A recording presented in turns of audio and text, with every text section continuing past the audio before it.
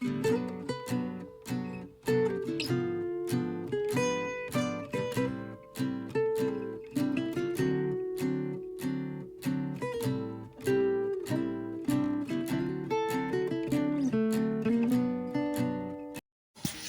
वालेकुम and welcome back to my channel, और नए आने वालों को भी वेलकम।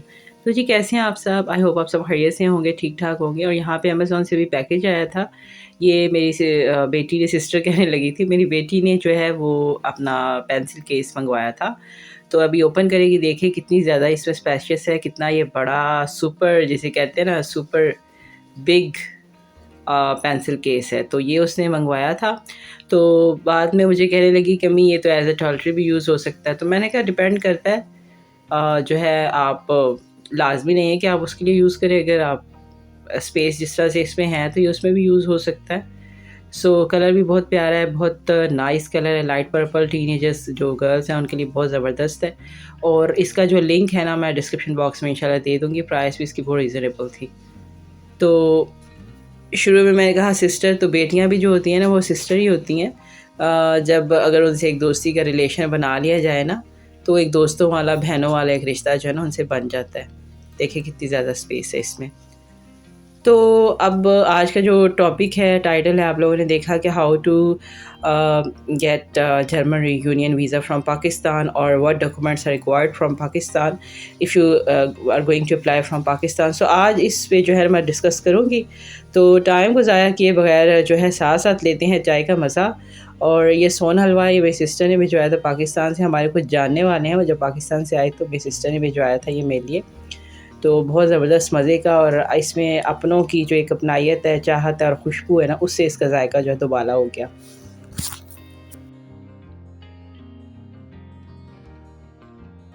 अच्छा जी, स्टार्ट लेते हैं। जब मैं आई थी तो तब मैंने जो है वो, मैं अब यहाँ पे कंपैरिज़न भी करूँगी कि उस वक़्त कौन से डॉक्यूमेंट्स थे, क्या मैं लेके जो है कौन से डॉक्यूमेंट्स मैंने दिए और कैसे मैंने अप्लाई किया था।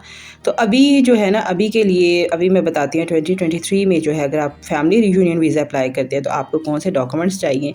अच्छा, इसमें स्पाउस का भी आ जाता है, और इसमें जो है ना हस्बैंड वाइफ, जो बता रही हूँ स्पाउस का जैसे, और बच्चों का भी इसमें आ जाता है, ठीक है।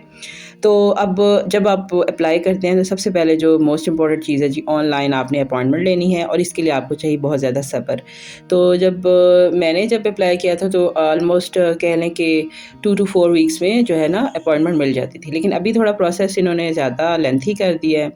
अभी आप लोगों को जो है वो ज़्यादा वेट करना पड़ेगा, और आप कोशिश करें कि जो ही आपके सारा प्रोसीजर क्लियर होता है, लाइक आपकी लैंग्वेज वगैरह होती है, सारे पेपर होते हैं, तो उससे आपको पता लगे कि जो है वो आप जब अपॉइंटमेंट लें तो उसके अंदर ही ना, मतलब लाइक अगर आपको 6 वीक की मिली है या इस तरीके से मिली है, तो आपके पास सारी चीज़ें ऑलरेडी आपके उनकी प्रेपरेशन जो है वो होनी चाहिए।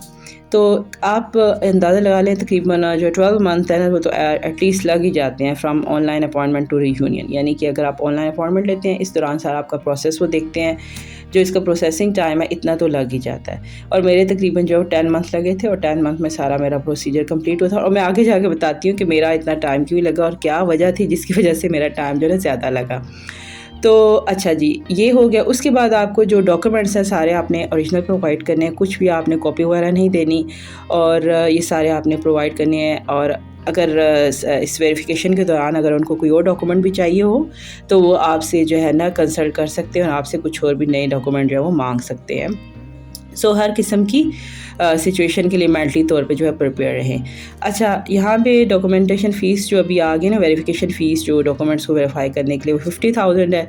तो उस टाइम जो है कम थी, अब मुझे याद नहीं है एक्यूरेट फ़िगर की कितनी थी, लेकिन जब मैंने करवाया था वेरिफिकेशन उस टाइम कम थी।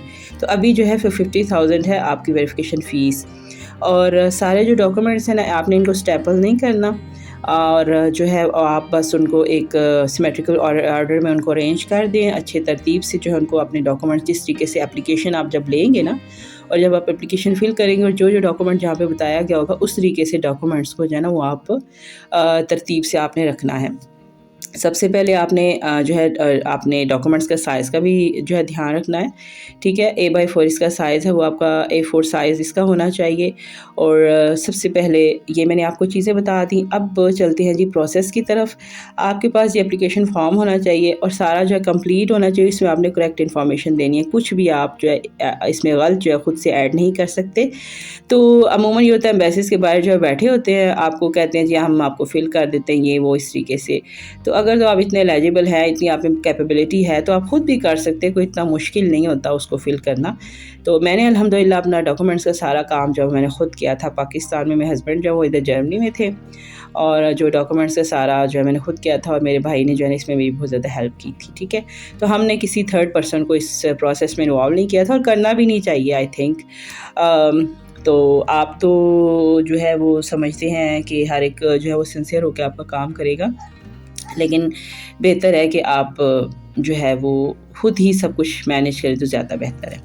اچھا جی، پھر اس کے بعد ایج آ جاتی ہے۔ ایج آپ کی جو ہے نا فیملی ریونین ویزا کے لیے آپ کی کم از کم ایج 18 ایئرس ہونی چاہیے، اور اگر آپ اسپاؤز ویزا اپلائی کر رہے ہیں، ٹھیک ہے، تو اس میں 18 ایئر ہونی چاہیے، اس سے کم نہیں ہونی چاہیے، ٹھیک ہے۔ اچھا، اس کے بعد جی اگر آپ کا جو ہے نا اس کے بعد آپ کی ضرورت ہے آپ کی تصویر کی، آپ کی ایک فوٹو ہونی چاہیے جو کہ 3 منتھ سے زیادہ 3 منتھ سے زیادہ اولڈ نہ ہو، فریش فوٹو ہو، 3 منتھ سے زیادہ اولڈ نہ ہو، ٹھیک ہے۔ اچھا جی، ساتھ میں ہسبینڈ جو کباب بنا رہے تھے، اور یہ سارے کباب جو ہے فریز کرنے ہیں، تو آپ چاہے ان کو فریز کریں، چاہے ان کو جو ہے نا آپ اسی ٹائم میں یوز کر لیں، تو آپ ایسے بنا کے ان کو پیپر لگا کے فریز بھی کر سکتے ہیں۔ اچھا جی، آ جاتے ہیں جی میلڈے بچھانے کو، یہاں پہ جبکہ جو ہسبینڈ کا جو لیونگ اسٹیٹس ہے نا، اس کے بارے میں وہ جو ہے وہ بھی ان کو ریکوائرڈ ہوتا ہے، تو وہ دینا ہوتا ہے آپ نے۔